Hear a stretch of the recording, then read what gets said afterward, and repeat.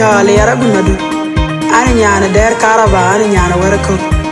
Ani nyana pala thunga. Kudin kera diri nyir kama kwa diamond.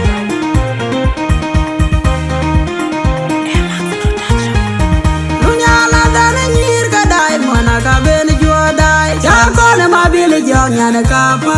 Kalo ya jweri nyir kama kwa nyeso USA. Nyir ka diamond ka echenge dor ka chipion mat. Nyir ka nasani yol garanganyat. Biar ke kedua na pia bi bai ting nyir ka pandi lolana dane nyir ka diamond aka beni juoda. Chakone mabili jong nyana kapa. Kalo ya jweri nyir ka makwanya so USA. Nyir ka diamond ka echenge dor ka chipion mat. Nyir ka nasani yol garanganyat. Biar ke kedua na pia bi bai ting nyir ka pandi lolana dane nyir ka diamond aka beni juoda. Chakone mabili jong nyana kapa. Kalo ya jwari nyir ka makwanya so USA. Nyir ka diamond ka echenge dor ka chipion mat. Nyir ka nasani yol garanganyat. Biar ke kedua na pia bi bai ting nyir ka pandi la kunyan. Pandana makwanya kubarti na ka chide. Yang amane nyana uda dumol. Nyana koju kunyana tira kunyana dara kunyana mading. Chikande nira echenge kanyarit. Kone mabili jang nyane kapat jene loya jwa. Nyir ka makwanya tawi USA. Nyir ka diamond ka echenge dor ka chipion mat. Nyir ka nasani yol garanganyat. Biar ke kedua na pia bi bai ting nyir ka pandi la tunyan. Chandana ko jang kyole woi ko jaru woi ka chilum kyang bia ke nyir ka unana bia cheu. Nyir kwa buwalar kor chale jama kwanya. Kujula nyir kwa bugo la de Jerusalem bande mier nyali nyandi vizi koti jema kwanya. Pana buno nyali Jerusalem ayati ay. Chandana ko jaru woi ko jajolo woi ka chiyo kyang bia ke nyir ka unana bia cheu. Nyir kwa buwalar kor chale jema kwanya. Kujula nyir kwa bugo la de Jerusalem bande mier nyali nyandi vizi koti jema kwanya. Pana buno nyali Jerusalem ayati ay. Chandana ko jajolo woi ko jaru woi ka chilum kyang bia ke nyir ka unana bia cheu. Nyir kwa buwalar kor chale jema kwanya. Kujula nyir kwa bugo la de Jerusalem bande mier nyali nyandi vizi koti jema kwanya. Pana buno nyali Jerusalem ayati ay.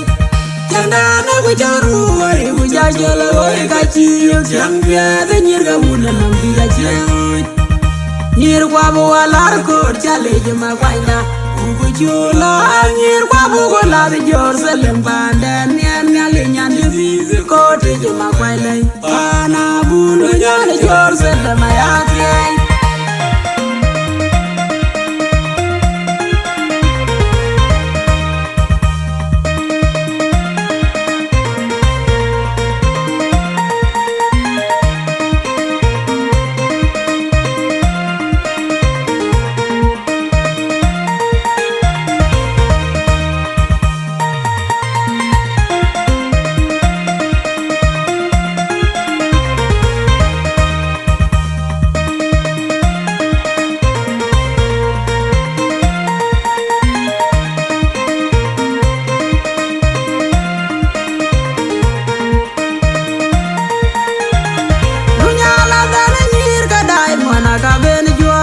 Chakone mabili jong nyane kapa.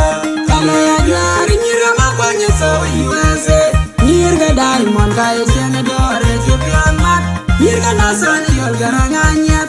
Biar ke kedua na pia bi bai ting nyir ka pandi lolana dane nyir ka diamond aka beni juoda. Chakone mabili jong nyane kapa.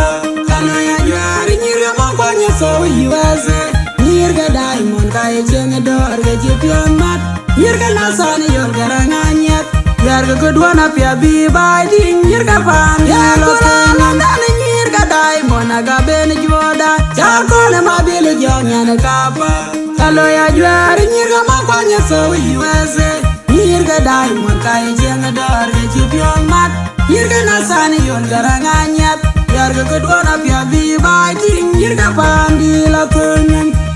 Pandana magwaja kubarti na gashide Denga mani nyana uda dumol Nyana koji kunyana tira kunyana dara kunyana madin Sikande ni aisene kenyarut Kone mabili jam nyana kapat Jene loya jwa Yirga makwanya trawa USA Yirga diamond kaya sianga dorga chikyong mat Yirga nasani yol garanganyak Biarga kudwana pia bibai tim Yirga pandi la tunyeng Chandana go jakolo go jaru oi kachilum chambia de nyirga una na pijeru Nyirga buala ko chale de makwaina Ugujula nyirga bugola de Jerusalem banda nyer nyali nyan de bi ko te de makwaila Ana bunu nyali Jerusalem ayati Chandana go jaru oi jakolo oi kachilum chambia de nyirga una na pijeru